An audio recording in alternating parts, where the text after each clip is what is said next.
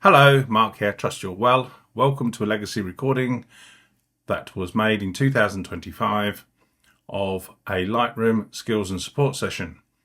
And it's actually the start of digital asset management. So we're starting from day one in this case. And over about 12, 16 weeks, we looked at different ways to manage and organize our images. If you'd like to come and join us on these skills and support sessions, which I host live most weeks, just visit lightroommark.com. And there's an introductory video, tells you what I offer, what I do, and down below is all our events. So if you'd like to come and see us, ask your questions live, please do so. And I look forward to welcoming you. So let's jump across to this informal recording that was made in 2025 about digital asset management. And it's the first one in a group of around about 12, which I'll be publishing most weeks. Happy editing. Hello, everybody. How are we? Good. Right, Jay? Hi, I'm well. Good. Been up to anything interesting? Me? Yeah. Oh yeah, no, I'm into a lot of interesting things.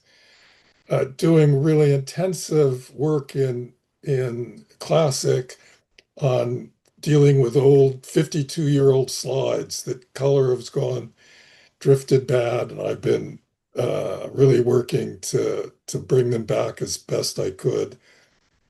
Also, really interesting movie, the new Spike Lee movie.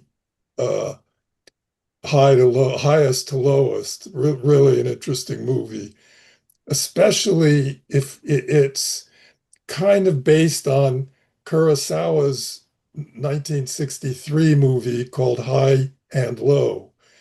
And after watching the Spike Lee movie, it's you can the Kurosawa movie is streaming live on HBO Max. And it's really interesting to watch the Kurosawa movie and compare. It really shows the zeitgeist change from the 60s to now, the change in how you view culture and success and manhood. Really, really interesting comparison. Oh, okay. Something different there. I know you do different things. Mr. Davis, how are you? Long time no see. How's France today? Parlez-vous français or Well, it's been windy for the last 2.5 weeks. Oh, Biggest but that complaint, that the that's wind. that's French politics for you, sir. Yes, yeah. But apart from that, not too bad. We had a drop of rain on and off, but yeah, it's the wind. Yeah, it's been horrendous. Mm, okay. Right. Well, good evening, everybody. Nice to see some new faces. For those who don't know me, my name's Mark. I've been helping other photographers for over a decade now understand Lightroom Classic in the ecosystem that Adobe gives us with these tools. Firstly, I've been a user of Classic since version one or version one's into version two, and Lightroom, which is what it's called today, since it came out. It was Lightroom CC and Lightroom Web and all different names they call it. Well, it's now called Lightroom. My learning style is to show you the tool and show you how you can use the tool, not necessarily to tell you what to do, because I don't know what your photography is. I don't know how your mind works, and I try to, from experience of my own and helping other photographers, I bring a lot to the table to help you understand what we could do, because there's no right or wrong way. I can show you probably 20 different ways to do the same thing, and none of them are right. It's your way, the way you understand to do something. Monday evenings is up to 2 hours. We do about an hour of skills-based learning, and then the second hour is open to your questions. And I learn. I learn every day. So people say, I've got a problem with this, got a problem with that, and sometimes the cupboard's bare. Not many people ask questions. So I ask you to just jump in if there's something you want me to go back over. If I'm halfway through something, I don't understand that, you've missed something, or could you explain it further or whatever, please just jump in. It's a free for all. And there's no rules in life. Just be polite to everybody and ask away, and so on. So autumn. I'm an academic by nature, and each semester we look at a new module. And this autumn we're looking at digital asset management. And in my opinion, and I'm always wrong according to my wife,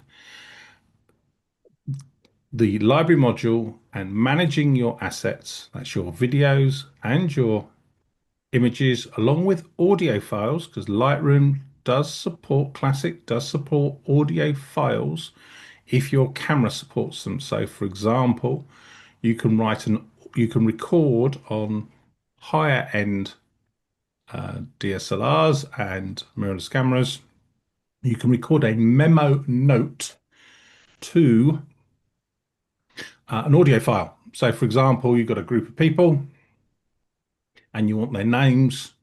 Normally we go left to right in the modern Western culture, and you get them to read all their names out and spell any names on, and that's an audio file attached to your still image.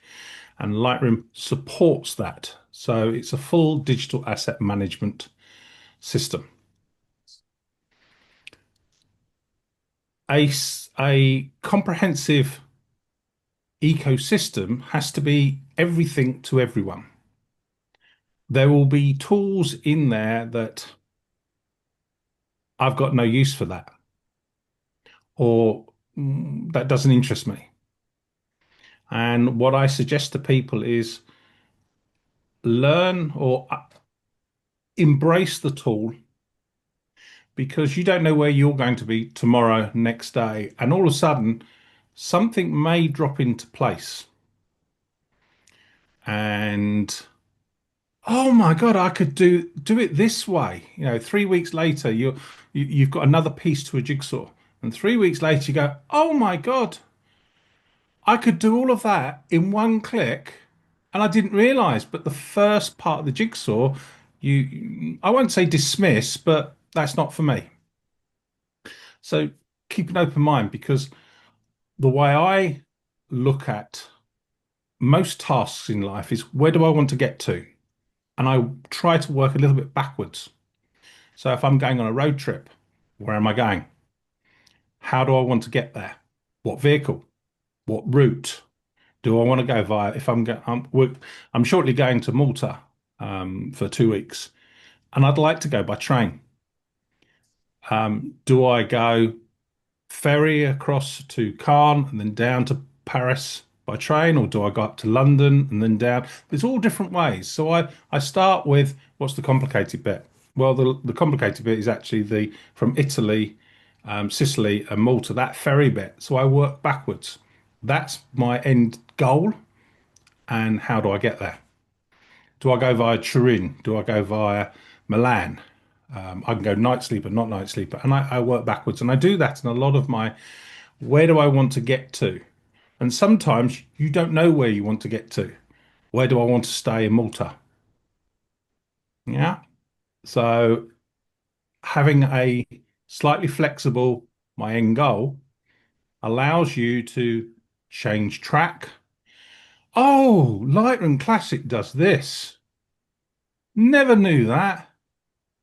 If your end goal is rigid and you do not want to move from that end goal, perhaps you can't incorporate, because the software might not do it, or technology might not do it, or skills might not do it, allow us to get there.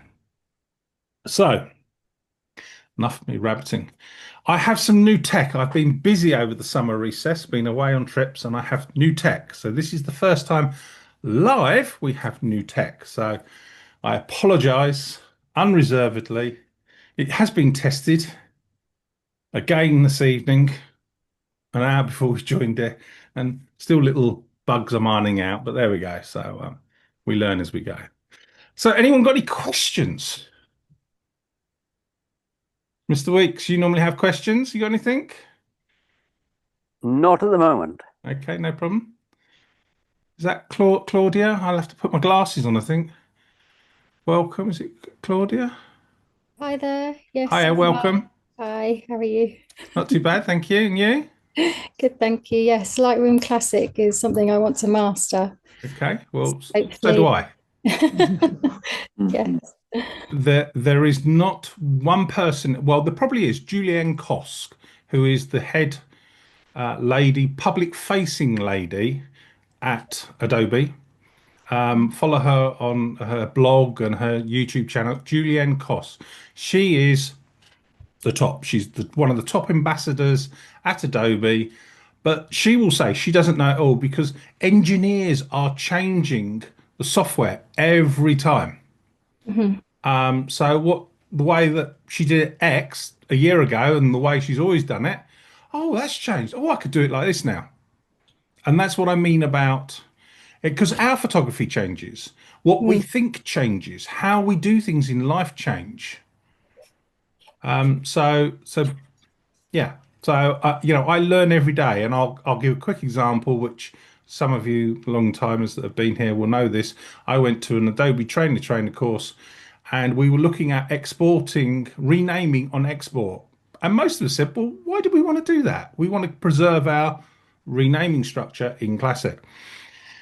But the trainer, the equivalent to me that was asking the question, said, well, I'm a wedding photographer, and the bride and groom, or the parents of the bride, or whoever paid for the package, only paid for 60 photographs.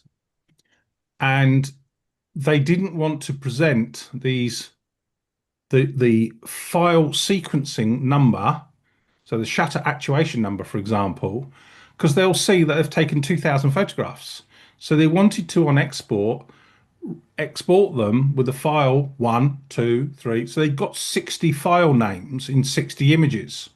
Because if they got 14, 22, 33, 80, they'll say, well, where's all the images in between? But the customer hasn't paid for them to be edited. They haven't paid for them to, and so on, because the price differentiate was $600, not $6,000. Yes. So they were digging a hole, if you want to say, for them, giving them the file. So, well, never considered that. Never ever considered that. So that's a real life example why, Lightroom and Lightroom Classic, sprinkled Photoshop, is a flexible tool for every type of photographer. Mhm. Yeah. Yeah. And until that conversation 4 years ago, I never thought of the reason why I would export images with a different file name. Absolutely. Yeah. Yeah. 100%. Yeah. Great Yeah. example. Thanks for Yeah. sharing, Mark. Yeah. So that's why not everyone knows everything about Lightroom Classic. We can be 99.9% there, but the way we use it, the type of photography we do, how our mindset, what our technology is, all those come into thinking. And once you start pushing the boundaries of, oh, I could do it like this, or that's methodical, I can work this out, and so on, etc. So we're going to look at, over the next 12, 16 weeks, digital asset management. Okay. And There's a, that is, yes, there's Jay. there's another reason for exporting and changing the name. The Mhm. file name tells you what camera it was taken on. And I often don't want people to focus on the Mhm. camera that was taken Yep. if I'm sharing photographs with Mhm. them. So I changed the name Yep. for that. Yep. So you could have a private file naming system, how Right. you know, and I have, and you could have a public one. So, and that's up to you. There's no right or wrong way, and that's a very good example, Jay.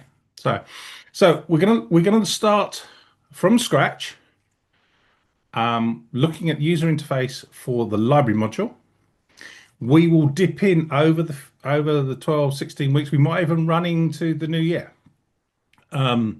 Lightroom, because Lightroom can be a standalone, so you do everything in Lightroom, or it can be, and I call it's my word, a companion to Classic.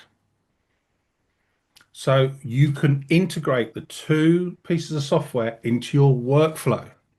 So to give you a very quick, who works? Everyone work, yeah? I've semi-retired, but most of us will probably work.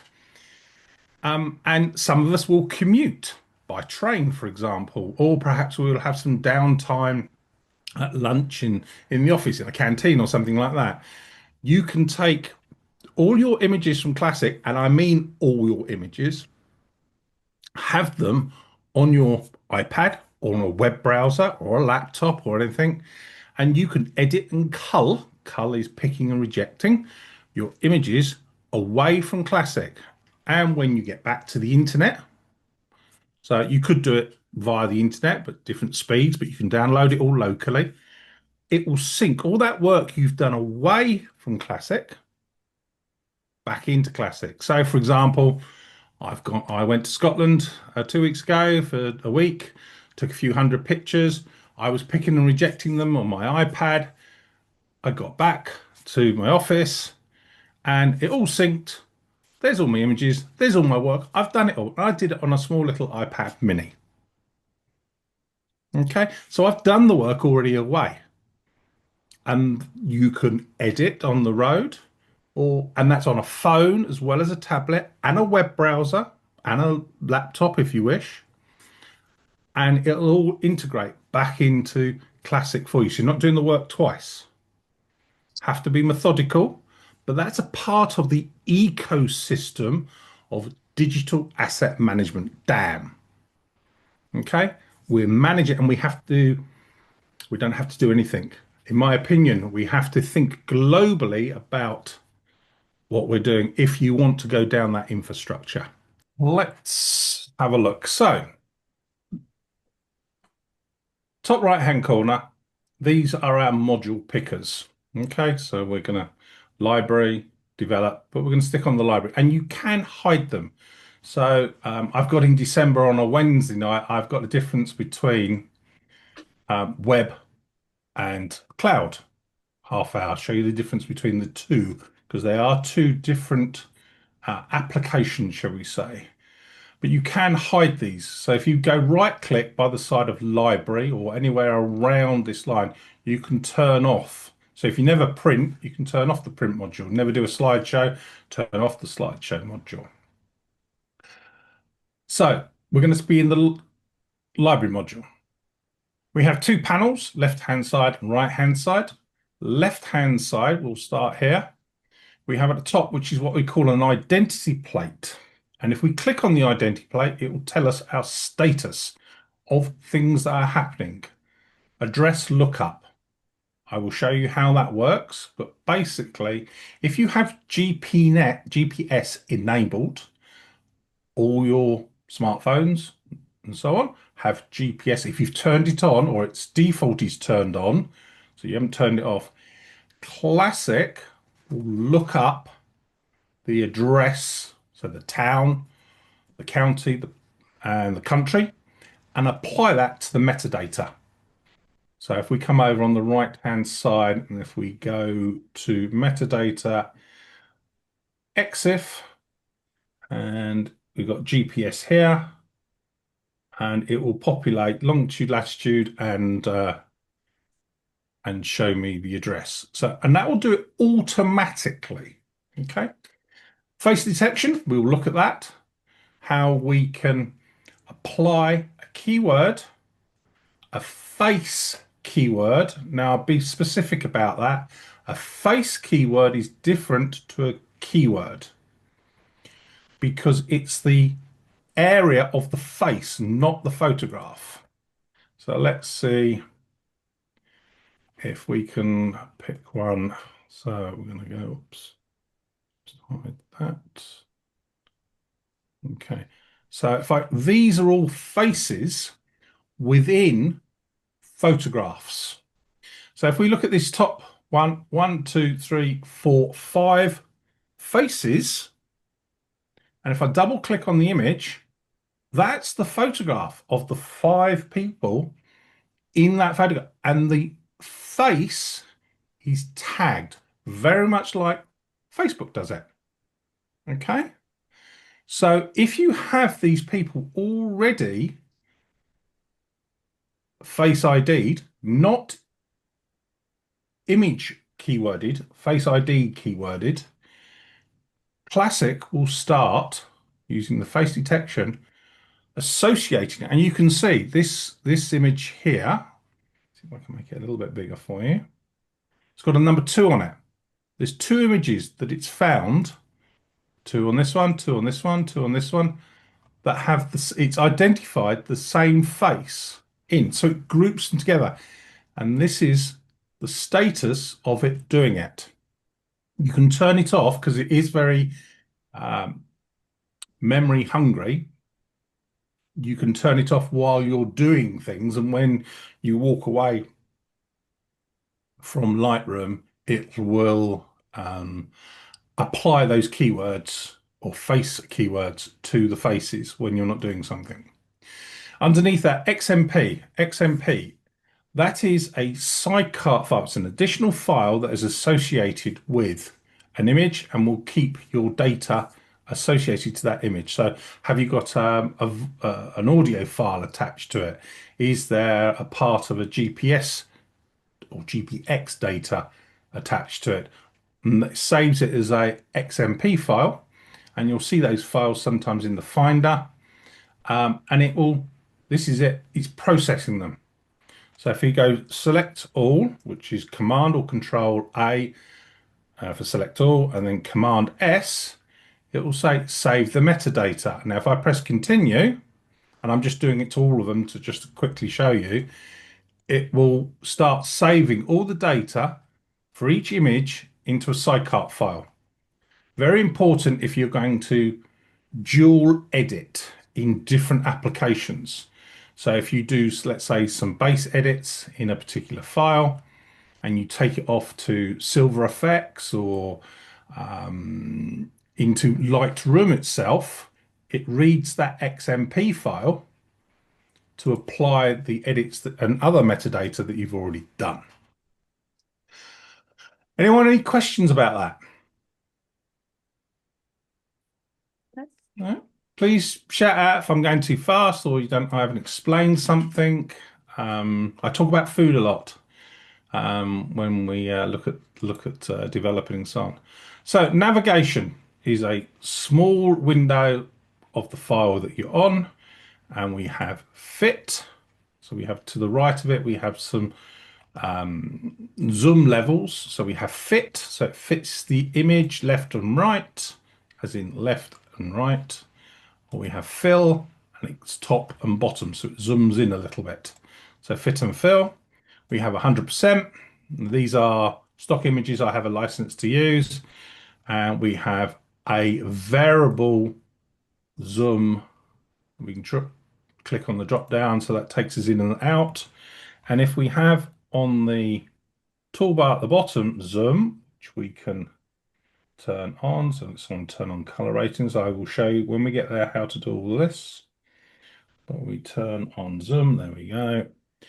We can zoom in using the slider at the bottom of the screen, and it affects this memory. It's variable memory, if you want to say. Okay, and it's got 2 settings, the last one and the one before, previous and so on. So we can adjust that so it's live with what's at the bottom.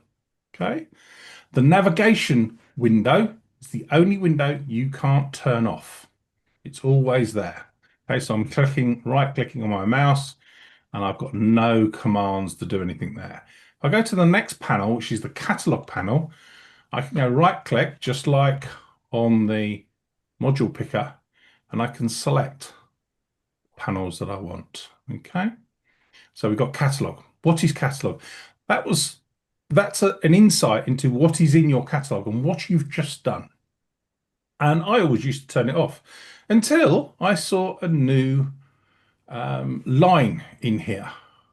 And this is a, what's the right word I'm thinking of? It will change as the catalog changes. So interactive, so previous import or previous export. There's the last picture I exported. Previous import, haven't imported for a while. Quick collections, all my synced images with Lightroom. There's also another one, missing images. So it adjusts as it finds the information to present to you or the information changes. So all my photographs. So it's one click. So you want to see all your pictures that are synced into the cloud. The cloud is different to the web. Okay. Quick collections. That's just creating a quick collection. And I'll explain what collections are. Previous import. So you can sit and go, I've imported a load. You get called away, or the phone rings, or the doorbell goes. Where was I? What was I doing? You go one click, you can see the last set of images that you've imported. Very, very handy. So you have these interactive points of reference. Folders, not to be confused with collections. So, Mrs. Waller, what's the difference between folders and collections? Collections you can use in every module. Brilliant. Okay.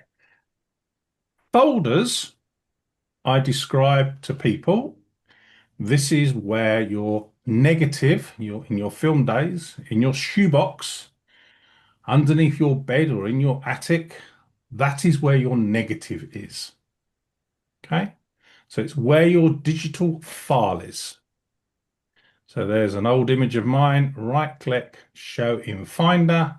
There it is on the hard drive. Okay. This is in a Finder or Explorer. This is just a replication of the same information.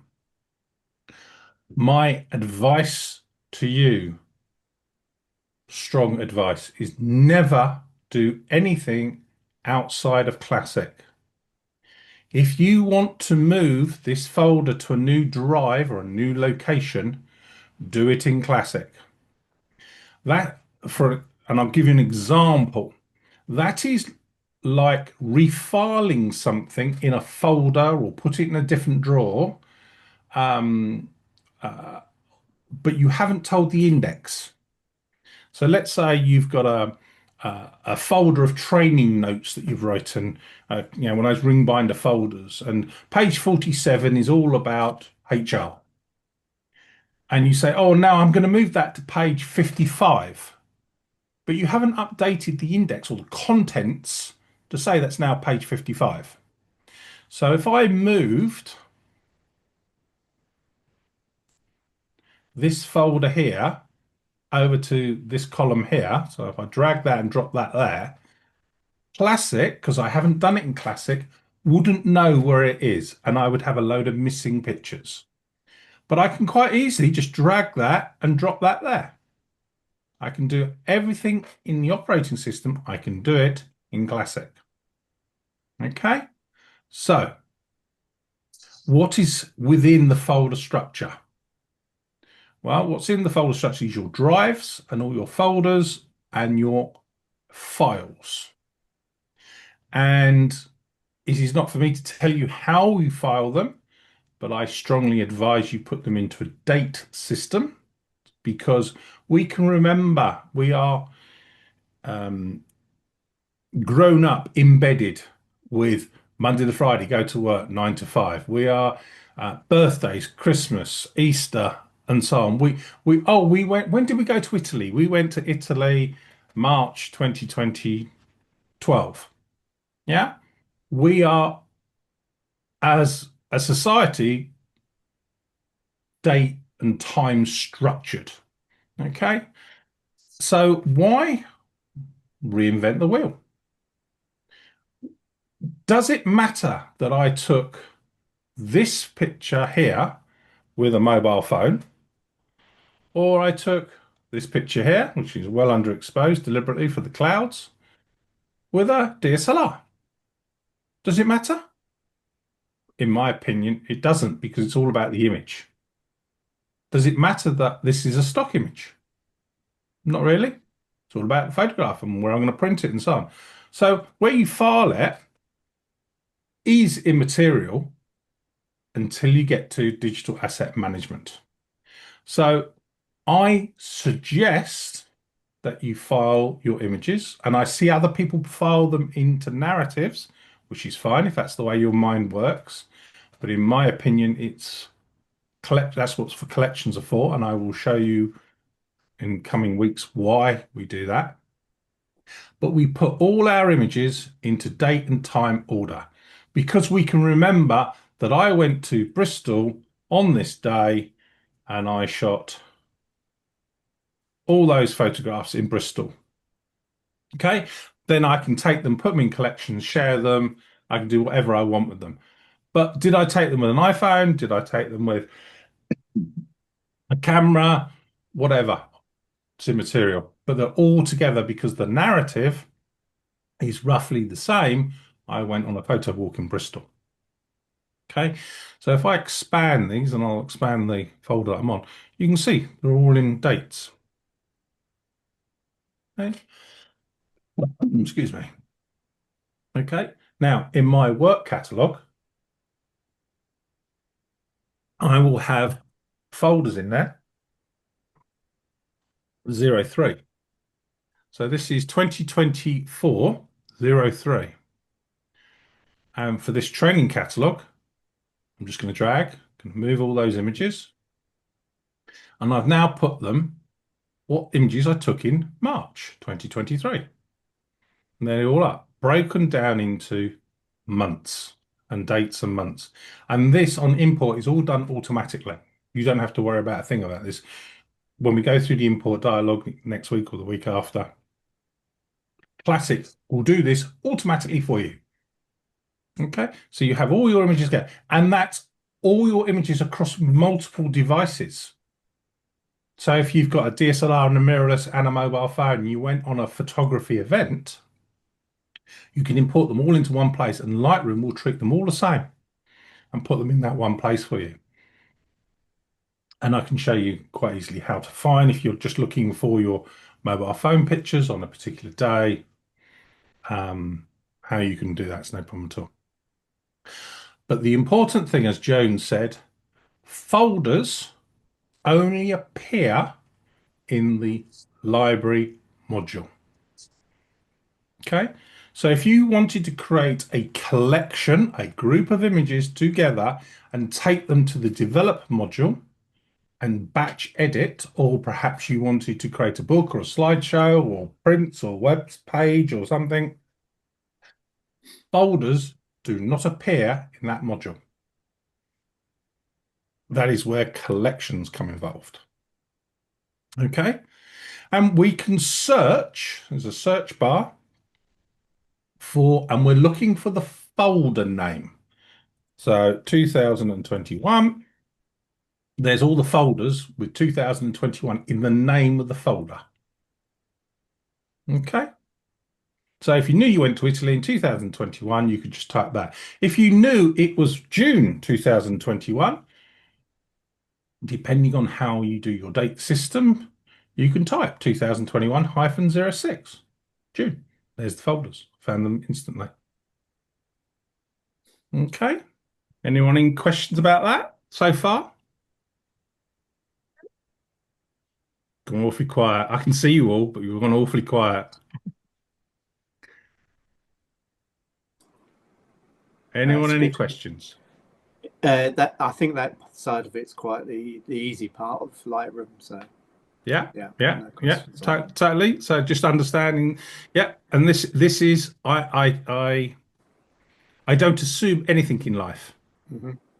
I try to explain everything to, so some people come to me and they say, oh, I know a lot about Lightroom, and after 20 minutes they know a lot about what they know about, and there's a lot more to it, and I learn every single day. My father, who's no longer with us, said to me once, only a fool knows it all. And that has stayed with me for a long, long time. And as I've got grayer, older, more experiences in life. I really do feel that's a very good saying. When I was younger, cocky, thought I knew it all, and now I know nothing. There's always somebody that knows a lot more about the subject you think you know a lot about. And but yeah. Okay, so let's have a look at what collections are, and I will briefly talk about collections because collections are a very powerful tool. So, right, okay. So, collections. Does anyone want to have a stab at what a collection is? Group of images. Yeah. Okay. So, there are three types of collections, and I will briefly explain what they are and what the differences are. So, we have the easy one, a collection set, which is this a box, basically. It's a folder. And we can put a collection set within a collection set within a collection set. And it's a way of organizing collections. So most of us will know those cardboard filing boxes that we take down to the archive room, we stick on a shelf. So the archive room in a solicitor's or something like that will have all the customers' documents in it. And on a rack in there, there will be these cardboard boxes with customers starting with A, their surname starting with A. And inside there will be some document wallets. And that might be case notes or something or whatever. But inside there may be plastic files storing individual documents. So a collection set is a way of grouping things together. That's all it is. And it's something local in Classic. In Lightroom, they're called albums, okay, because that's the operating system. Google and Apple have called them albums. So the Adobe has taken the opinion, in my words, of mirroring that word terminology. So a collection set is basically a box to keep them in. And you can have one box after another after another. So you've got three there I've stepped. Then we have a collection, not to be confused with smart collections. A collection is a manual group of images you've put together. So you have chosen some images manually as you wish, and they can be any way, any how, any whatever you want, bring those together. So it could be your favorite images of your holiday in Italy. It could be your favorite images of all your trips that you've always gone to Italy over the last 20 years. You can put them in there manually. So all your favorite memories of going to your villa in Italy or whatever it is. And you manually put those in there. You can drag them, you can keyboard shortcut, you can do it on import, you can do whatever you want to do. That is what a collection is. It's a group of images, and you can synchronize or replicate a folder into a collection, and that's quite simple to do. So if I wanted to create all these images in 2016 as a collection, go right click, create collection. Create a collection set and create collections. Okay, here. All right, so everything's in there, collection set and a collection, and it will put it in the collection panel. Now, why? Because collections, if I go to, let's just click here, if I go to the book module, it will appear with those collections. There's the collections. No folder structure, but there's the collections of the images. Okay, go back. There they are. Okay. So it's a manual way of putting your images together.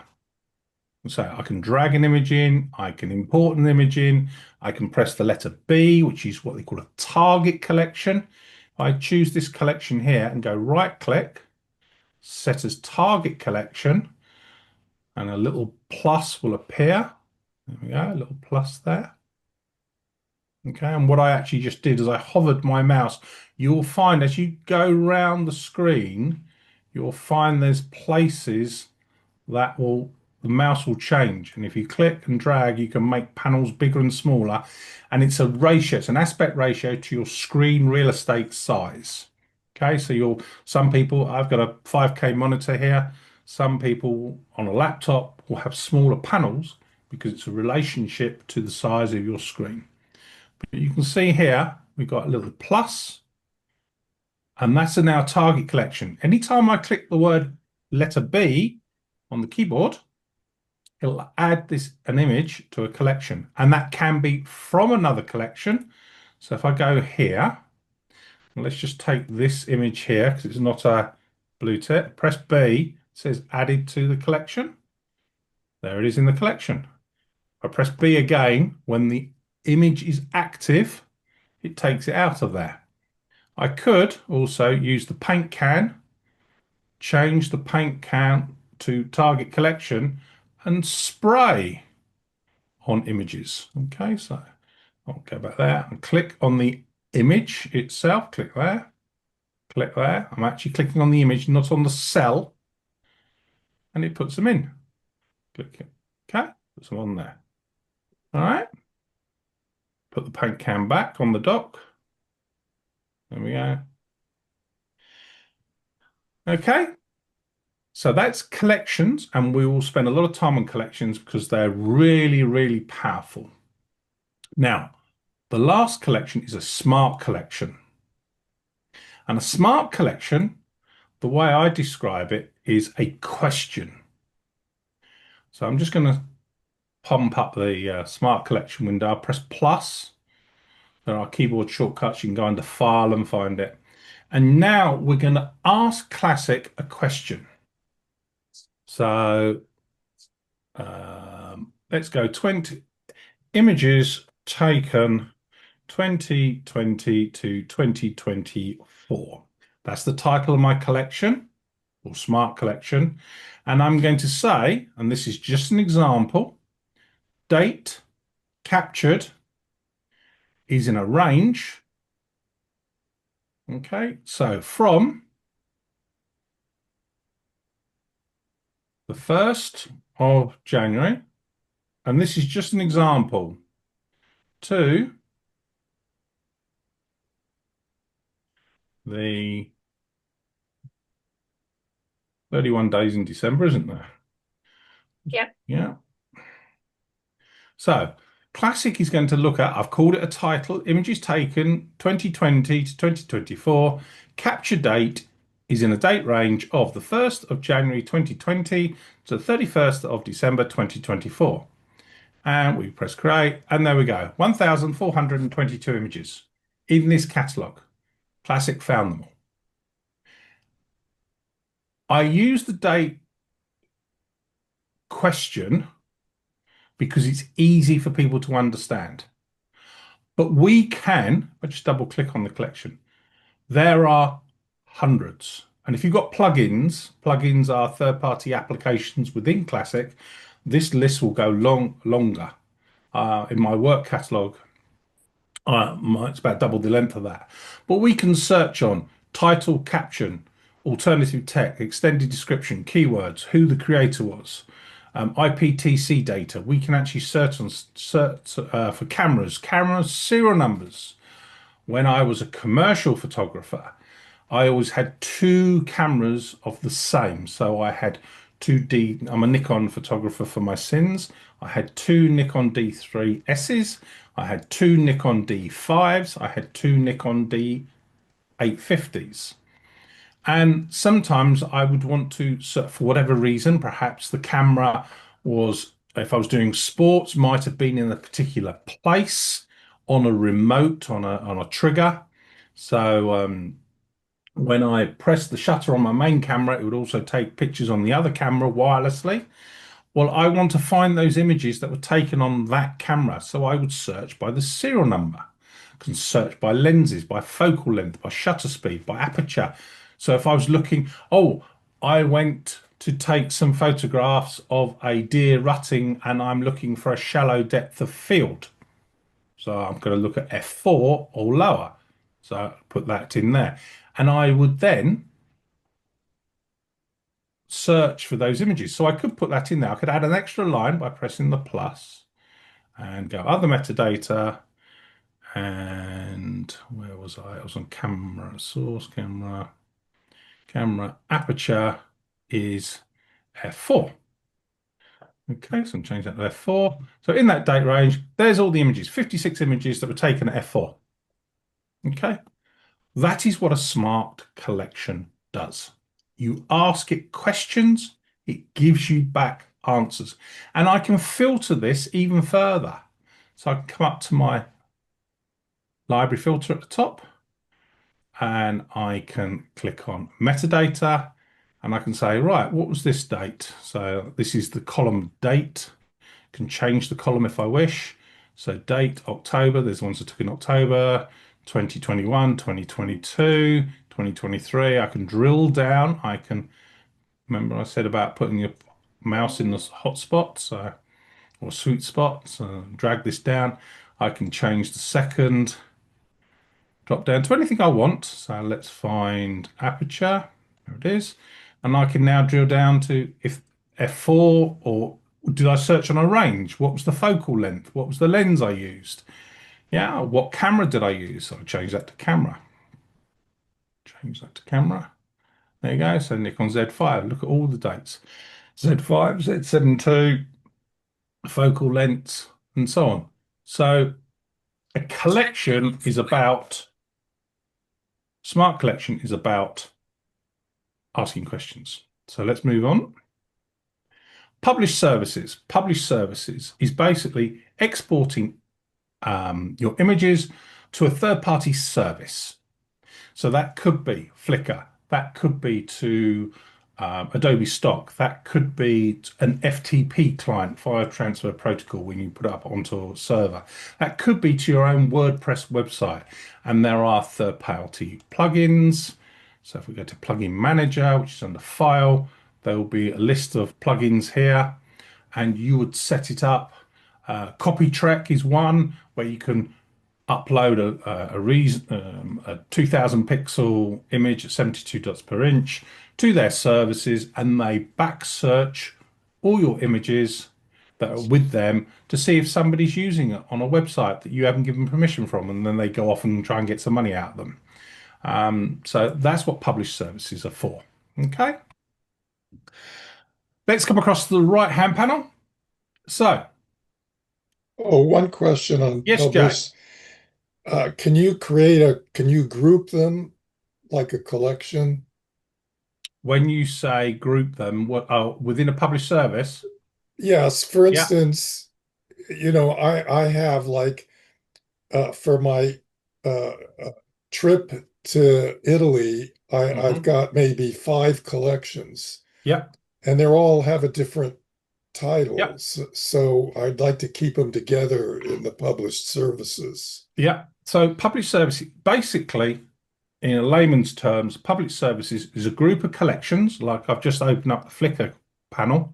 It's a group of collections that you send to a third-party service provider. That could be yourself on your own website. SmugMug's another one, and so on. There's so many, there's thousands. If you go to exchange.adobe.com, that is the place that developers, and they could be photographers that have learned coding, that have written an app to work within Lightroom Classic. It's whatever's in that collection set, or smart collection, it publishes it, it sends it how the service wants, it sends it to that third-party service. So as you can see, I've got birds, and so there's no images in here. publish on a particular day, albums, photo streams, and their Flickr. So you can create collection sets. So go right click, albums in this case. This particular Flickr wants them called albums, smart albums, and so on. So, and then you publish them. So they're collections and they go to a third-party service. Okay? So I could drag a collection set Yeah, into, and it would bring all the underlying correct. collections in. Yeah, you could drag or you could create new collections and add those images by dragging those images to your new collections, whichever you wish to do. Thank you. Okay, so right-hand panel, we have histogram. So let's go and find an image.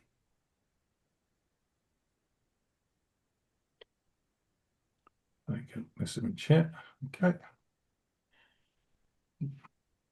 So this is my active image because it's grayed out. And we have our histogram. And because it's black and white, it's a gray histogram. It's just exposure. Does everyone know what a histogram is?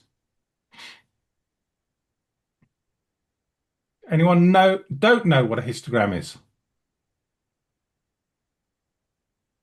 Right, we all know what a histogram is, okay? So there's a color histogram because we have the gray, which is exposure, and red, green, and blue. And these are values of light being shown as a bar graph.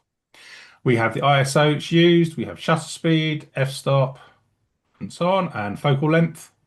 We also have the type of file or preview of this image. And we have the original file in this case and a smart preview. And I will talk about smart previews next week. And that's telling me what is there. We also have quick develop. And quick develop is a panel that I never used to use. But if I took lots of images and I just wanted to review those images very, very quickly on import, just to decide which ones I wanted or not, I could just do auto on everything. So I could select all, press auto, and Classic would work it all out for me. It won't be my edits, but then I'd revert them back to the imported state. So I could just quickly look at all the images that Classic thought that's how they should edit it. And I can just press auto there. You can batch import with presets. So the develop presets they are. So what presets you got in your develop module, you can import them or you can apply them. So I could apply this particular black and white preset. There you go, to all the images. And this is what Digital Asset Manager is. It's batch editing, it's batch sorting, it's batch maneuvering, where Photoshop is a single image application. And most, not all, applications are single image applications, where Lightroom, Classic, and others, Photomatics, that does things in batches as well. And there'll be others that do. You can adjust however you want. So let's have a look. Cinematic. Let's put a cinematic preset on them. Okay, so it's a cinematic preset, and you can decide what you want. Command Z is undo, and you can jump back what you've done previously. So this is editing. If you want to increase the exposure of an image, you can just sit there and just increase the exposure. What I've done, 3 stops of light that was. Okay, 1 stop back to where I was. Okay, reset all. I'll select everything, reset all, and take it back to the original. And there you go, no longer black and white. So quick develop, brilliant way of editing images very, very quickly and batch editing. Keywording. We will probably spend 2 weeks working on a keywording workflow. Keywording is something that is very boring, but if you work out a workflow, which I can help you with, you can find your images automatically. You can apply keywords automatically on import, wherever you are, however you want to do it. Just thinking about what you want to do. So keywording is a point of reference to an image. So this is cat, put the word cat on there, and all of them now are keyworded cat. And I would import them in cat. Okay. You've got suggestions. So from the keyword, it will look at suggestions. This is a catalog that's messed up, so it'll when you give it a keyword, it will say, "Oh, what other images have you put on that you've got keyworded cat with it?" So it learns or presents the same information that you've given it to other images. Then you have keyword sets. Keyword sets are a memory of 9 keywords. And you can choose anything that you want. So we've got outdoor photography. And what we do is take an active image, landscape, flowers, and I'll just clicking and applying. You could have several keyword sets with outdoor photography 1, outdoor photography 2, outdoor photography, or whatever, or sunrise, sunset, midday, and so on. And you just say, rather than typing your keywords, you just go click and it would apply them. Okay, you could just click on all 9 and there's all your 9 keywords added. You can now go to another keyword set and then add or take away or whatever you want to do those keywords to them. Okay, so I'm adding keywords. What are keywords? Keywords are a way of finding your image. So you could say, show me an image of a cat that I took in 2014 with a smart collection. It would do it automatically. One click, there's the image. Okay. Keyword list is a whole long list of your keywords. There's 2 types of list. There's a list view, which we have here, hierarchical. Hierarchical is stepped down. So you have a title, if you want to say, or a group name, and then individual, and you can do that several steps down. And that is the system that I use, but it takes time to understand how you want to keyword your images. Last 2 panels, metadata. Lots of different types of metadata, and I will go through that over the weeks. But we have EXIF, which is EXIF metadata is what comes from the camera. GPS, aperture, date, shutter speed, white balance, did the flash fire. IPTC is what we apply to the image. Your creator details, the change of file name, change of date and time if we wish. Perhaps because we've traveled across America or into Europe and forgot to change the time of the camera. Location, if you haven't got GPS. Who owns the copyright? All this description, title, headline, all this information is what we're applying to the image.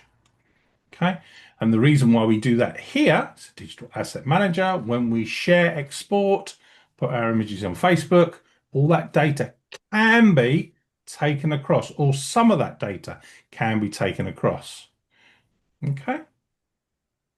And then comments. Comments are very powerful when you share images with friends and family or yourself on multiple devices.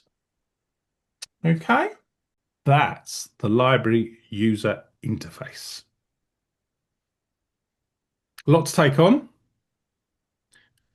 And I've whizzed through it. There's more to it, to that. For example, there's library panel and there's the toolbar at the bottom, which we haven't looked at yet. But that's the 2 panels. And I don't want to overload you with too much information. I've probably done that anyway. But yeah, so that's the 2 panels. So we've had a look at that. Next week, we'll dive deeper into that, into what we can do and how we can use the tools within those panels and build up a workflow to, right, now I understand what that does. How can I use that importing images and managing my images? And that's managing them. So paint you a scenario, I import images in batches, so by narrative, into a date structure. I put them in a collection that I sync into the cloud. I then take my iPad whilst it's doing all that, and I go and sit in front of the TV with the wife, picking and culling and editing all my images. It syncs all back to the cloud. I'm being sociable with the family rather than sitting here. You know, I've gone home to the family, or I'm going to universities to do a lecture or mentoring or studying or whatever. I've downloaded the smart previews to my iPad, so I don't need internet access. And I've done it all on my iPad. And when I've got internet access or come back to my office here, I sync them all back to Classic in the cloud. And it does it all for me. And it's all about a methodical workflow. Where do I want to go to? What tools do I want to use? What infrastructure I'd like to do? Because there's not one way of doing something. Okay. Hi, Granville. How are you? I'm good, thank you. I'm up in Northumberland Oh, for a week in a cottage near opposite the Farne Islands. yeah. That's abroad, isn't it, for me? Abroad, almost. But Anywhere over the M4 is abroad, as far as I say. the puffins have left the Farne Islands, but the seals are there in plenty of number. Oh, lovely. Yeah, it's good. Yeah. Oh, that's good. So That's up good. here for a week, thank you, Mark, but all's well. That's good. Mm. Okay, so that's first hour, skills base, me rabbiting. Anyone got any questions about that? Anyone want me to go through the panels with you again and look at anything in deeper or re-explain anything, or was that straightforward for most people? On keywording, what happens? I noticed some of my keywords have an asterisk Yep. after them. What is the asterisk? Okay, so I'll give you two things. I'll answer your question in a second. I'll give you two things. Keywords can be very complicated and can be very simple. Keywording at this moment in time does not communicate from Classic to Lightroom and Lightroom to Classic. Okay, the workflow is slightly different for that, but we'll look at that in a different time. But I wanted to tell you that now. Okay, so there's no, in 3 weeks later, I've misunderstood something or whatever and so on. So there is a different methodology for keywording for Classic and Lightroom, and it's a decision you have to make. Okay, what you want to do. To answer your question, Jay, you've got multiple images selective or multiple active images. And the one with the asterisk, the keyword with the asterisk, is not in all of your selected images. So, for example, all those images of cats, if there was one image that did not have the keyword cat on it, it would have an asterisk on it. It's telling me one of them, the keywords aren't the same. So if I've got 30 keywords on 30 images and they're all different, and I want them to all be the same, I need to apply the keywords to all those images. But it's telling you there's images that have not got that keyword on. Not got the keyword on. Can you find those images that Yeah, don't just have click on it. You can expand the keyword list and it'll be a line rather than a tick. But yeah. Okay. Yeah. I get it. Yeah. I believe that because I'm haphazard on my keywording. So Yeah. I believe that there's a lot of asterisk. I understand now. Okay. Yeah. So we will talk 1 or 2 weeks about keywords, one or 2 hours about keywording, because there is no right or wrong way and there is no right or wrong methodology. It's what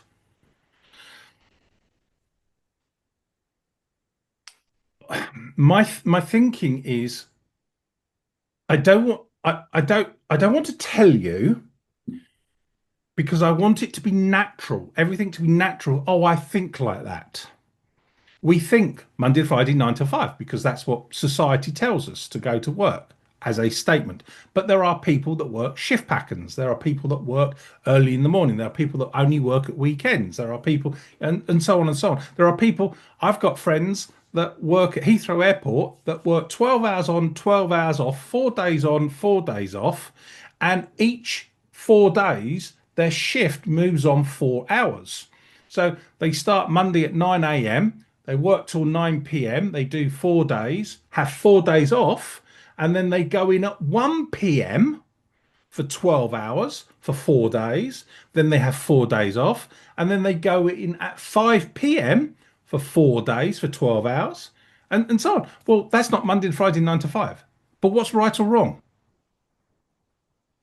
But they have something like about 4 months holiday a year because they take 4 days off and they've had 4 days rest day, 4 days holiday, 4 days rest day. So for 4 days holiday, they've had 12 days off. Yeah. And they get 28 rest days holiday a year, 28 days plus.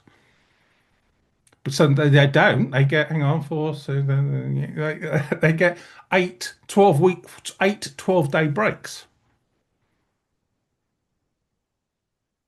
Yeah. What's right or wrong? Monday to Friday, 9 till 5, or working that system? It's how we approach society and how we think and what is the norm to us. So keywording, because that's what I was talking about, wasn't it? Keywording is what does your how does your mind work, and what do you want to use keywording for? That's really important. And what do you want to use it for, if you want to use it at all, and how are you going to apply that workflow? Because if you understand it's second nature, I go to work Monday to Friday 9 to 5, or I always put the milk in to the cup before I put the tea bag in and then the hot water to make my cup of tea, or I put the milk in last. You don't have to think about it. It does it straight away. So keywording for me to start with is a searchable, something I'm going to look for. I'm looking for a picture at Dunster, at the beach, at sunrise. That's the question I'd ask. Low tide, high tide could be another question. And those are the things I'm going to look for when I'm looking for an image. That does not mean the final set of keywords that I use for people on search engines and stock libraries and on my websites and so on. There may be more keywords added to that individual published image. So I've got 2 workflows, one of finding them myself, and then one for third-party people looking for those images.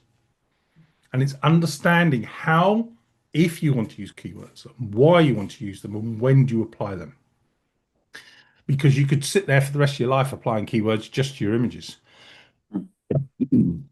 And we don't want to do that. We want to use this as a tool and get back to the field of photography sooner rather than sitting at a computer. I have a question, Mark. Yes. So just on the back of Granville's question, about the keywords, and I appreciate you are going to go into it in more detail. But what I did recently, I took a bunch of action shots at my son's football match, applied keywords in the box, but I copied and pasted it onto each image. Was there a way I could have just batch selected all the images, but I just didn't know how to do that. So I had to go into each one individually and paste my keywords, which was annoying. It was probably something really simple. Hey. So, okay, so I've got these. Hopefully, got these images of cats. Let's select the first image. So I've clicked in the box. Okay, that's an active image. Shift click all the images. Okay, so I've clicked on the first one, shift clicked on the last one, or I can click on the first one and hold Command or Control, PC or Mac, and individually click them. Okay, or I can Command A, Control A to select all, and then I can come to my keyword list and just click on the word cat, and they've all now been applied cat. Okay, so if I take all these keywords out of the box, no keywords on any of these images. I click the keyword cat, they've all now got cat, cat, cat, cat, cat. Okay, or I could select all, let's just take the keyword off, select all, and just type the word cat in there. And they're all now being applied. Or, I didn't highlight them. I think that's yeah, you can highlight them. issue. Let's just take the word cat off. Right, so there's no keywords on them at all. I can go Command A. I can click on the keyword. I can drag and drop. Now they've got it on there. So I'll go back. Keywords on the cat. Okay. I could go to the paint can down the bottom, change the tool to keyword. Oops, that's label. Keyword. I could type the keyword here if I wish. It's photography at the moment. Type the keyword cat. It's found it. That's why it's blue here. And I could spray them. Add the keyword to that. So there is not one way of doing it. Fantastic. And also one other question. When you come to import your files, you said that you could apply your keywords at that stage, Yep. even before it comes Yep. into Lightroom. Yep. I'll be interested to learn that further down the line, but did I understand that correctly? Yeah, that's totally correct. You can do that. You can do that totally. Yeah. So there's a box on the right hand side. It says keywords, and if you've already got the keyword on in your list, it'll come up, and you just press return. So CA, it will say cat. Press return, it'll apply it, and all those images that you're importing. So when we do the import module week after next, everything in the right hand side is what you're going to do to your image as you import it. So everything from the left is that's where it is, what is it, and what you're going to do with it, and where's it going to go. So if you want to apply, so for example, to give you a scenario, there it is on my camera, and I don't import everything at once. I import in batches, so by narrative usually, because of a keyword. And there's the images. I'm going to copy them as DNGs. I'm going to put them in all in the same place, which is the date that I took the image. But I'm going to apply the keyword that's relevant to the narrative. So cat. So there's all the images on my memory card of cats. There they all are. Taken all on different days. Apply the keyword of cat. They will put them into the folders that the date they were taken automatically, apply them with the keyword of cat, rename them, high res preview, smart preview, puts them into a collection, syncs it into the cloud, all with one click of a button as a preset. So I just go click, click, click, click, click, done, boom, walk away, done. 1,500 images, imported keywords, put onto a collection on my iPad, sitting in front of the TV. I'm snoring because EastEnders is on, but I'm sitting there culling, editing, and so on, etc. Imported 1,500 images, keyworded them within a few minutes, literally single-digit minutes. Amazing. I can't wait to learn that. Okay. Perfect. And I Thank can't you. wait to learn off you, because there will be something that you ask. Never thought of that. Don't know the answer. I'm going to come back to you next week. And I'm going to go away and play. Sounds good. So, so I know nothing. Okay, so anyone else? Any questions about anything about Lightroom? If you've got no more questions about tonight. Hi, Adrian. How are you? Yeah, fine, thanks, Mark. So, Good. Been up to anything interesting in the last 6 weeks? not really. No. Oh, come on. Life's interesting with you. Yeah. I've got a quick question, Mark. Yeah. You used to send like the recaps out from Monday night so you could get them back. We haven't had them for a long time now, since Eventbrite. You should, well, obviously we've been on recess, but they're all on lightroommark.com. Right, okay. So they're all there. So Okay. Wednesdays are on YouTube, Mondays are on Vimeo, which is Yeah. in Lightroom Mark. So if there's particular ones that you're missing or you need to recap what the passwords are and so on, just let me know which they are. Just send me the link to the page that you want as an email, and I'll find the password for you. Okay, thanks very much then. Okay, no problem. Okay. Dave, how you doing? It's a couple of Yeah, days. good. Thank you, Mark. Good. Been up to anything interesting? Photographing anything? just got back from Felixstowe, Oh, so got some good photos from there. what, the port or coastline or what? Went to Pin Mill. That was quite good. Coastline and inside, and a couple of National Trust places as well. Did you go to the Sutton radar Hole. place, the nuclear No, place? no, no, didn't go there. Okay. Whereabouts is that? It's just north of I think I stayed. Didn't you come on that trip? We did an event up there. Yeah. Yeah, we stayed Felixstowe. There was 4 or 5 of us stayed at Felixstowe, Yeah. and then I can't remember Ox something, is it Oxted or something? It's about 10 miles north Wasn't of there like a Felixstowe. nature reserve that we Yeah, were it's a trying to national go trust. to, but we couldn't Yeah, get to? yeah. Orford Ness. Isn't it Orford Ness? That's it, Orford That's Ness. it. Thank Yeah. you. Who was that? Ah, Was that right. Paul? That was No, Perry. Perry. Perry. Thank you for that. Orford Ness.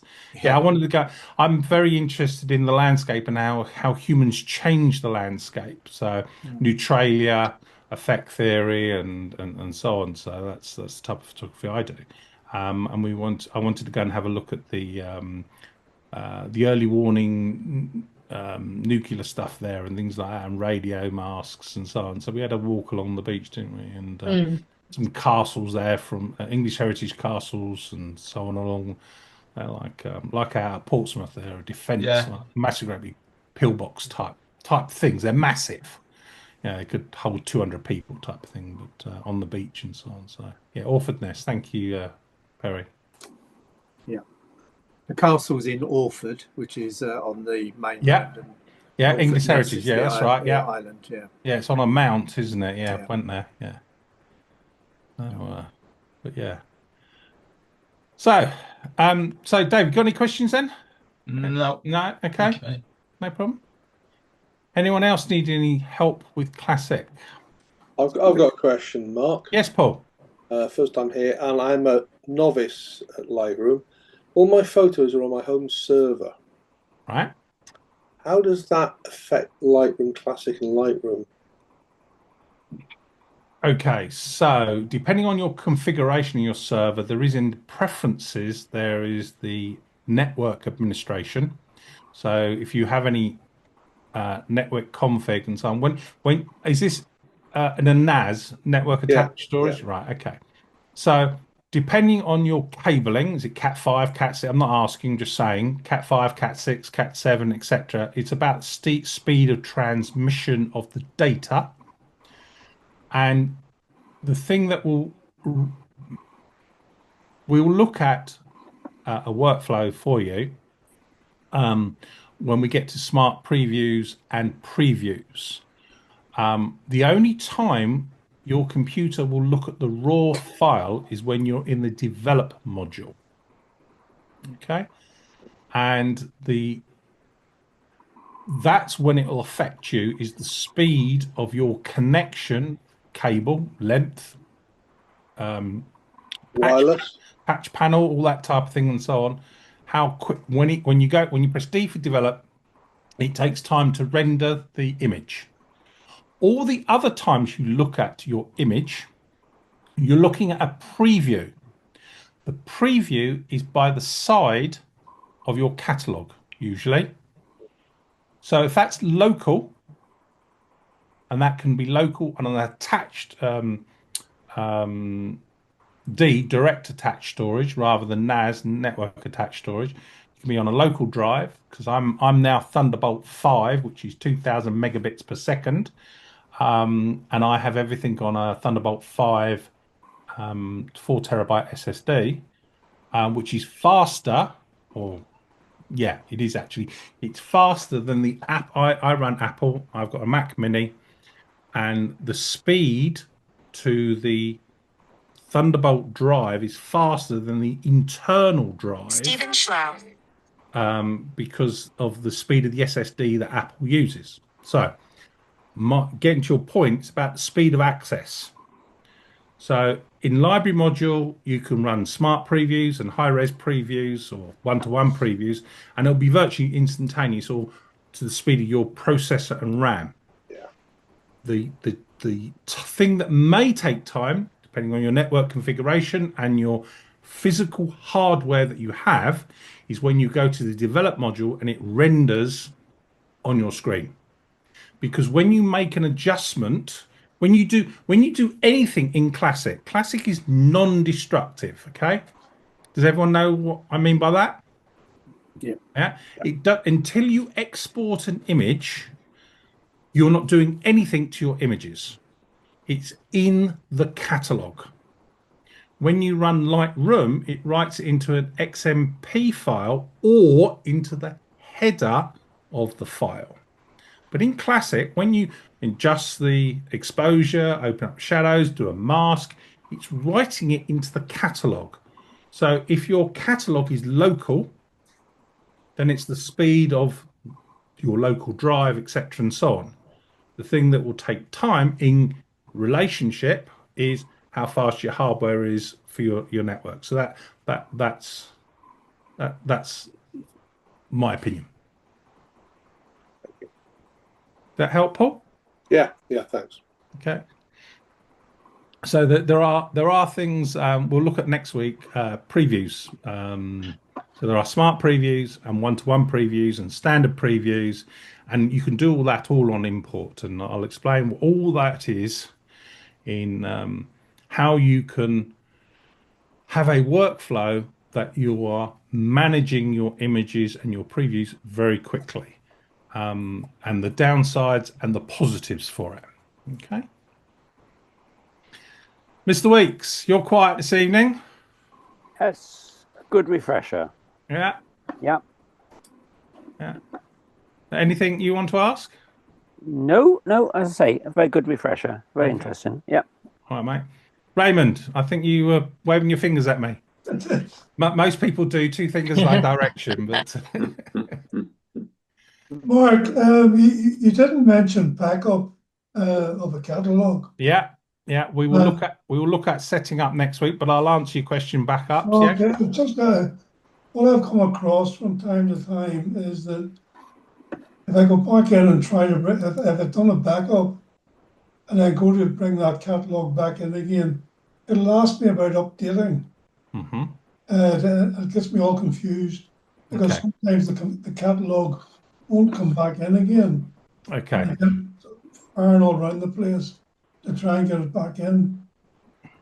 Okay, so let's pedal back a few things. Where do I start? Where should I start? Let's talk about file management and then catalog management, because we'll look at that next week. In my opinion, and not right or wrong, just an opinion, if we're paying for a service, we're going to go to the supermarket shopping. Yeah, we've got a car. It's pouring down with rain. 99.9% of people will turn around and say, well, I'm going to drive down there, get in the car, drive down there, so I'm not going to get soaking wet. I'm paying for that facility of the car, insurance, petrol, road fund license, all the rest of it. So I'm going to use it to go shopping. There is the odd person that may be, odd person, that may have an umbrella and go, I'm just going for a pint of milk and I'll walk down and get it, even though it's pouring with rain. So my opinion is that we should put all our images and video, irrespective of what we take them with, into the ecosystem of whatever we're using, in this case Lightroom Classic, and then manage them from there. So if we take it with a smartphone, we take it film and scanned it, we're taking it with DSLR, mirrorless, whatever it is, whatever camera, everything goes into one place. Then we put all that on an external drive. I have two massive great big drives down there, about make it up 200 terabytes, something like that. External direct attached storage. One's a clone of the other. And the reason why is, and respect to Jay and his friends over the other side of the pond, there are quite a few deaths in America each year where people have run into their homes that have been on fire to go and get the box of negatives of their memories. And they're trying to get that box out of that cupboard, and that, because we can replace the prints, but we can't replace the negatives. So I suggest, and we'll talk about backups as well over weeks, etc., that you have all your images on one single external drive, one big external drive. You can buy a 14 terabyte Western Digital drive for around about £200, and that will take probably 500,000 images, no problem at all, videos, etc., on there. And if anything happens, you can just unplug it and take it with you, and you've got your images. Your catalog goes on normally your local drive in your machine. And when you back up your catalog, or when you exit Classic, you get the opportunity to choose the frequency, the schedule of when do you want to back up. Now, in my case, because I'm in Classic every second of the day, realistically, or it's always running, every time I close Classic, I back it up. Time is money to me. Time is knowledge to me. So I back up. So every time I've done some work, I've backed it up. Every time I do some work, I've backed it up. Every time I do some work, I back it up. And that is my workflow. And it goes onto an external drive. Okay. It does not go on the same drive that my catalog is on. Why? If that drive fails, I've lost the backup because it's on the same drive. If I spill coffee over the laptop's had it. I've lost my catalog and my backup. Also, my backups go to the cloud. I have lots of backup procedures. So you have in the catalog settings, you have a frequency, a question. It will ask you once a week, once a day, once a month, every time, not at all. And it backs up and it creates a zip file of everything you've done in Classic. It does not contain your images or your smart previews, your one-to-one previews, or your standard previews. It only contains what you have done. Okay, so when you sit and go file backup, you think you're backing up your images, you're not. That's a different workflow. Okay, the reason why it doesn't keep your smart previews, your previews, and your one-to-one previews is if you've got the original file, you can rebuild those from the original file, from your actions in the catalog. Okay. So all the edits, all the metadata, all the camera data, EXIF, and so on, it saves all that information as a backup. That's what's in the catalog. And then when you have to rebuild from a catalog, you just double click and it opens it up. It then says you've got to rebuild your smart previews, your previews, and so on. And it's one click and it rebuilds them all.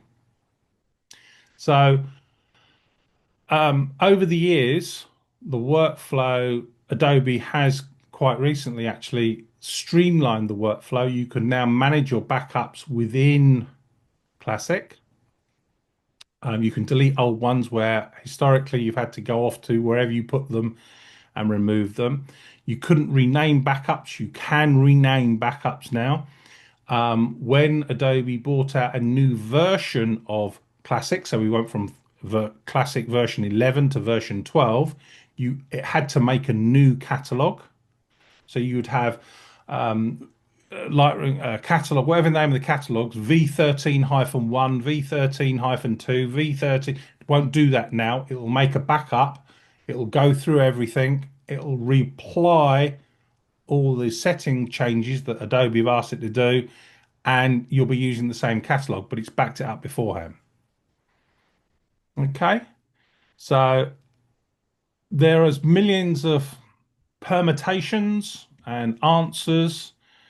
I hope that's helped. Yeah,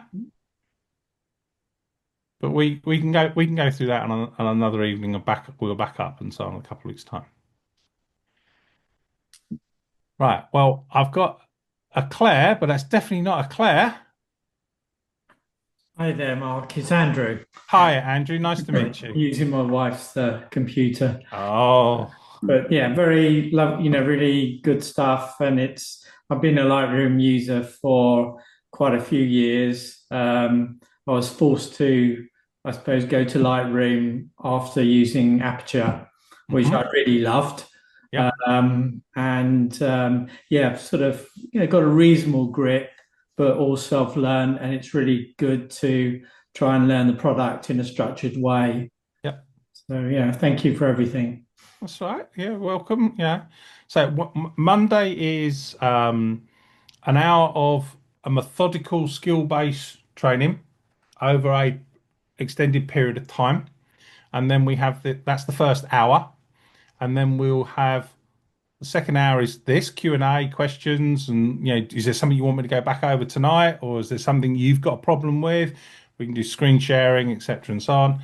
And then on the Wednesdays, currently Wednesdays, I do half an hour, and it's random. It jumps all over the place, different skills base. So we're looking at the basic panel in Classic on Wednesday. I've got a half-hour one coming up, iPad developing. I've got one that's coming up. What's the difference between Lightroom Cloud, Classic Cloud, and the web module? Because they're all slightly different and we can all use them in different ways. Okay. And it's what facilities you have, what facilities you want, how you want to use them. So by showing you what the tool does, oh, I could use it like this. Oh, I never thought about using it like that. So if you're on the photography plan, you get 20 gigabytes of storage.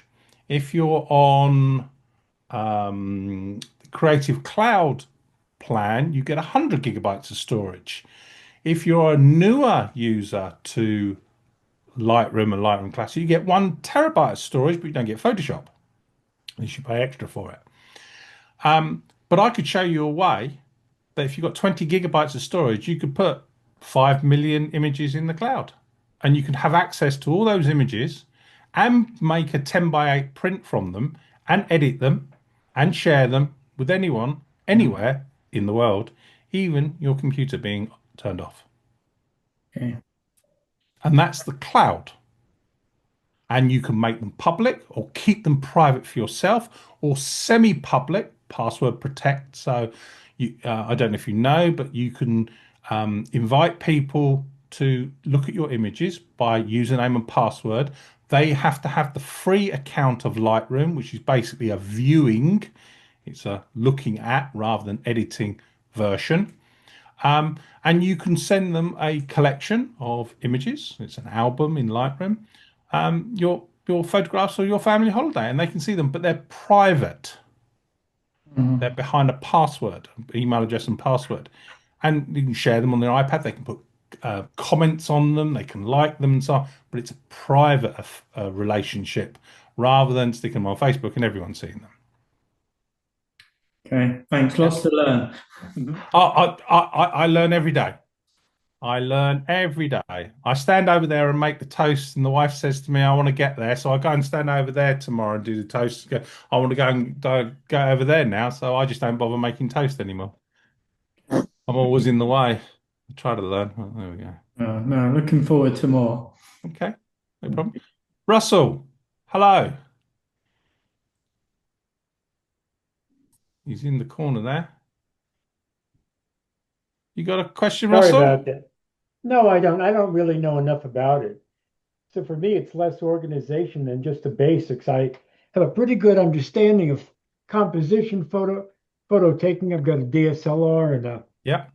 an iPhone. I've just upgraded to the 17. So the front end is easy. It's the back end is where I don't know very much. I can do some basic tidying up. So for me, I'm a rank beginner. Yeah. So if you say you know nothing, I know less. Well, everything's opinion. I wrote when I did my bachelor's of art in photography. I wrote 12,000 words. There's no such thing as the lie, and there's no such thing as the truth. And I wrote 12,000 words on it. I got a distinction for it. Everything's opinion based. It's based on our experiences of life. You know, you either you have a view, you believe in something, you believe that's the truth, and somebody else can have an opposite opinion and they believe that's the truth. When you go to court, they ask for evidence to prove or to support the opinion. And it's society, morals and ethics and so on that sets those guidelines and rules. So I know nothing. I learn every single day. So, but yeah, so I'll be. What I learned was from years ago when I was in school, wondering what the smartest thing I could do, and the smartest thing I could do was to be in a class where there were 10 women to each one of the men. I had dreams of becoming an architect. My skills in that area were beyond minus, and I said, well, that's not going to work. And then I went to law school, and I wasted 3 years there. I said, well, that's not going to work. And on and on and on, all of which is meaningless, because when you begin to learn after the formal education. Yeah. You learn in life. Yeah. And I've always had a basic understanding, because in art school, I specialized in design, which was fascinating. So that helped me a lot with photographic composition, going way back to the days of a Brownie Hawkeye camera, migrating over the years to something better. But I think I'd rather have a well-trained and competent photographer than someone with the best possible camera. Yeah, no problem. The best possible camera is a total waste. If you know some basics with a very elementary camera, you'll do far better. Yeah. So for me, it's filling in the blanks. I understand how to take the picture, how to compose. I have some understanding. I shouldn't say I understand a lot, because I could be mocked for that one. But it's after the fact I want to fill in, and I don't know whether it'll be Lightroom, whether it'll be Snapseed, or something else to bring me up to speed. Or Photoshop, which I've used sparingly at a very elementary level over the years. So some of you will know the answer to this question. So I'll ask the question and then quiet pause, and then I'll give you the answer if I may. Why do you think I use Classic? So the answer to the question is, and I will stand corrected, it's the only application I have found that allows you to leave the application and go into another piece of software and return back to Classic. So what that means is I can do my digital asset management. I can do some basic editing or complex editing nowadays with AI in Classic.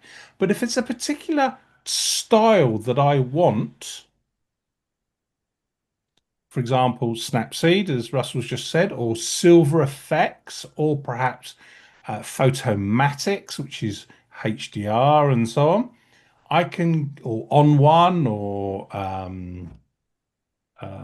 Infinity, I can take the part edited and digital asset managed image from Classic into that third party application. I can edit it as I so wish, and I can bring it back to Classic, and it will sit aside the original file. In my opinion, so far, I have not seen another application that allows you to go somewhere else and come back. They want to keep you to themselves. They don't want you to go away. And that's why I use Classic. Lightroom and Lightroom Classic. Yeah, I agree with you, Mark. That's one of the things I really like about it. It's it is friendly to other people's software. Yeah, totally. That's a nice way of saying it. Yeah, it's a friendly to other people. They accept there are other, and the way I picturize it, it's a hub of a wheel, a bicycle wheel, and it allows you to go out and come back, go out and come back, go out, and you can go out to 10 different applications and come back. So it's the hub of your workflow. And it's the only software that I've found that allows you to go out, do something specific in a particular market leader or stylization on one software, which I love, and so on, do those filters or whatever, or silver effects, and bring it back into all the rest. You start in silver effects, or DXO, it's called, isn't it? Or what it's a struggle to leave it and go somewhere else. Yeah, I mean, I use Topaz. Yeah. And it's one of the first things I do is use Topaz and then go back into Lightroom. Yeah. And then into Silver Effects later on. And it's brilliant. Yeah. And that is probably the primary reason why I liked Classic from day one. It wasn't telling me what to do. It was, I discovered what I wanted to do, how I wanted to do it, and it allowed me to do it. And that's why I fell in love with it. Is that just for Classic, or does Lightroom allow you to do that as well? Okay, Lightroom does allow you to do it. You can export it. It's a totally different workflow. And I will precede that statement with, you've got to bear in mind that Lightroom is a lot younger product. Mm-hmm. It's only just got smart collection or smart albums. It's had the AI search facility for absolute donkey's years, as in it looks at your image and you type in green car and it will show you all the pictures in the cloud of a green car that you've taken. Yeah. Okay. So it's on catch up. It's just October last year, I think it was. It's just improved the exporting or sharing with Photoshop when Photoshop came out on the tablet and the phone. So they improved the user experience. So there is a workflow that you can go to third-party apps and so on and bring it back. It is different to Classic. Classic is really simple. You go export, or open in, or Command or Control E, or Alt or Command Control E, whichever PC Mac you are. It'll open it in your external editor. You then just hit save, and it brings it back to Classics. Nice, simple workflow. There's a little bit more different workflow because there's no catalog to reference to in Lightroom. You're looking at the image on the drive. So it's a little bit, but the easy answer is yes. Okay, because I'm quite comfortable with Classic. I've been using it for quite a few years, and I definitely don't know everything about it. Right? What you said right at the beginning. What I'm interested in learning is more about the Lightroom itself, and including something like an iPad into a into a workflow, which I don't really do now. Because I think it could be very useful. I spend a lot of time, not at home, so being able to edit, not even doing many edits, just culling and stuff on the move would be really helpful. So I do some what I call quicks, which I put up on YouTube, and they're like 4, 5, 6 minutes. And I soon will be doing a series of how you can use the cloud as a Classic user. And one of those will be importing and culling and editing. But very short, precise, rather than the Wednesday's a 30-minute recording. This is up to 2 hours on a Monday. So, I'll do some shortly of those. So, but my workflow is I import, I put it into a collection, I sync it to the cloud. It's on my iPad. I cull them.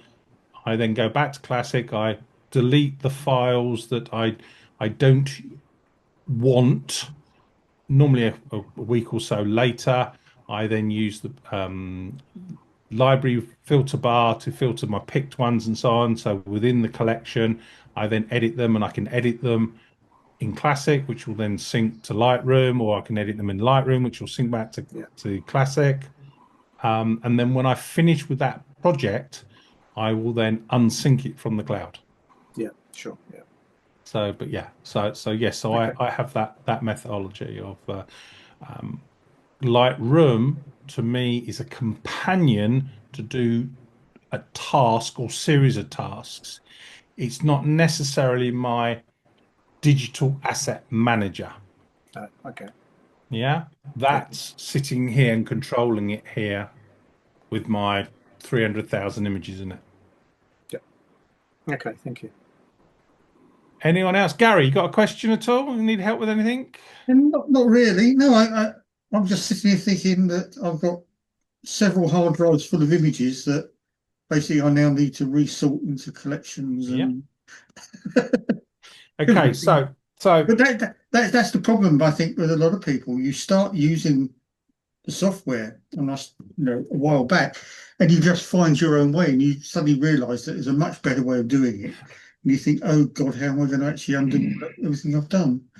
But there's a better way for you because it's the way you think. It's not necessarily a better way for everybody. So I don't like the word better. But I'm very much a narrative person, so I'll file it in birds or insects or whatever, So so we are as human beings, I believe we are an emotional mammal.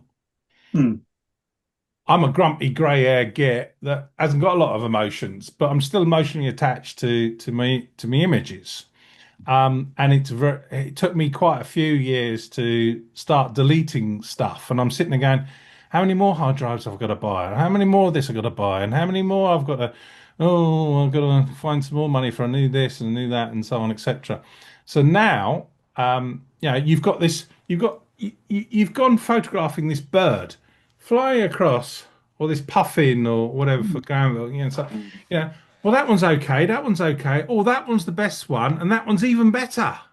So why are you keeping the okay ones? Yeah, what are you going to do with the okay ones? And it's a struggle to get rid of the okay ones, to delete them. So backplace. The trouble is, Mark, that Lightroom then comes out with a fantastic bit of AI that makes the not quite so good ones brilliant. Yeah.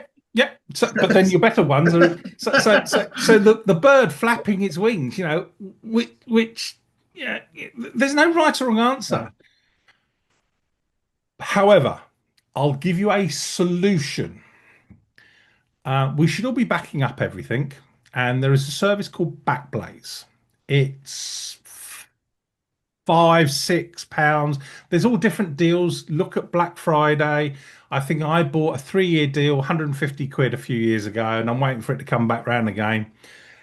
And everything that's on attached, not network, attached, which my drives are attached, will back up into the cloud. And they do this plan forever. It's called Forever Plan. They do a 30-day plan, a yearly plan, and a forever plan. The difference in costs are really negligible. I'm going to make it up for demonstration purposes. It's £6 a month. If you buy it for a year, it's 20% off or 10% off. You buy it for 3 years, it's even cheaper. And everything, it just runs in the background. You get a little flame at the top of your taskbar, PC and Mac. Everything on your computer gets backed up, direct attached, not network. Okay, so any USB drives, it'll just send it up there. And it stores it in the cloud permanently whilst it's on your computer. So you've got full backup. So if somebody comes in and nicks everything, you can download, you can order drives and they'll send you drives. You can download the software and hardware and rebuild it all and so on. But when you delete it in the standard plan, let's say £5 a month, you've got 30 days before they delete it. Okay? That's the bit that says 28 or whatever it is, 30 days, 1 month, whatever it is. You've got that period. If you delete it your end, the clock starts ticking. You've got 30 days to recover it. Then they do, for let's say an extra £1 a month, that period of deletion is 1 year. Okay. So you delete something, you've got a whole year to recover it. Then they do a forever plan. It's the same price as the year, which 150 quid for 3 years, whatever it was, what I paid for it. If you delete it on your computer, they will keep it for a year and it's free to recover it. Okay, so oh bugger, 3 months later, I've realized I've deleted all those pictures by mistake. You can go and recall them from their servers at no additional cost. Okay, you can recover up to 2 gigabyte chunks. Is it 2? No, 2 terabyte chunks. Yeah, 2 terabytes. So you can select a whole drive of 2 terabyte and download the whole thing if you deleted a drive by mistake or something like that, right? The difference between the year plan and the forever plan, which is what I'm on, they keep your image forever. Once it goes past the year, they charge a fraction of a penny per megabyte to recover it. So I've got something like about 21 million files from all my computers in the 10 years or so I've been dealing with them, going all the way back. All my deleted files are all in Backblaze. And if I wanted a file that I knew I took on a particular thing, but I deleted it 4 years ago, it would cost me 3 pence to go and recover it. Yeah, sounds good. Yeah. So I no longer need to, I'm not, yeah, I took 50 pictures. I've got this lovely picture of sunrise of a swan going across a Ham Wall here in Somerset. And the wings are all, and there was like 60 images, Z9, with 600mm f4, like this. And all I've kept is the 3 with the wings in the right place. It's a lot more expensive on this side of the pond, Mark. Well, it'll be in dollars, but it's about $100 a year here. Yeah, it's about 100. Yeah, $100, which is about 70 pounds here. Yeah, so yeah, so 70, 80 pounds here, something like that. But I'd wait till Black Friday because you get some really good deals.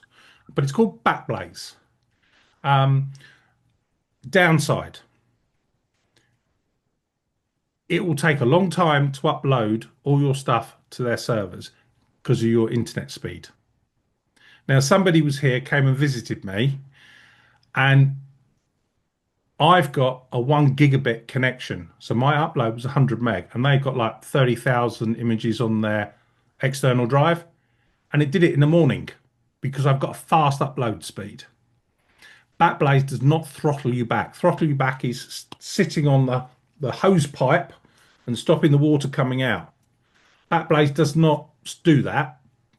Amazon does. If you want to upload your images to Amazon for free, it's like half a meg upload speed. So if you've got loads of images, it takes donkey's years to upload them. But if you've got a 20 meg upload speed, which is the standard in the UK non-fiber, it'll upload at 20 megabytes. So that could take a little time. But I've got 100 meg upload speed, and this person sat there and went, 4 hours later, the whole drive have uploaded. So that's a negative to it. But if you're prepared, and your computer needs to be switched on. So if you're, or you could just sit there and go, well, I'll use it for 6 hours a day. I'll just let it upload in 6 hours a day. And then I'm happy for it to wait until I finish. And that might take 3 months. So that's a negative. But once everything's in the cloud, then you've always got a backup of it. So if your drive fails, somebody breaks into your house, don't want that happening, takes everything, you can recover it all.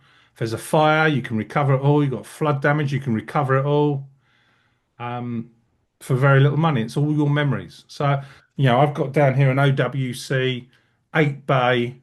I've got 8 32 terabyte drives, red drives, and they're all backed up in the cloud. I've got an old Drobo with 5 drives next to it. That's all backed up into the cloud. So one's a sync of the other. So it copies them. So so I've got a local copy as well as a cloud copy. So I'm happy to delete all those, what Gary says, you know, Adobe does this thing or Topaz does this thing that brings the image back into focus or whatever and so on. I'm happy to delete them all because I've got the image in the cloud. Okay. Anyone, any more questions? Don't like it when you're quiet. Means I've either bored you or I've answered everything. So this is what we do on a Monday. And next week we'll continue the conversation of the library module. And then it'll be a session like this. For those that are paying members, and the recording will be up tomorrow. And lightroommark.com. And then on Wednesday is, if I remember rightly, it's the Develop Panel Desktop Classic, and can't remember if we're doing Lightroom as well. I'll have to check the diary. And it's 30 minutes about looking at and the thing. Oh, I know all about the Develop Panel, the basic panel.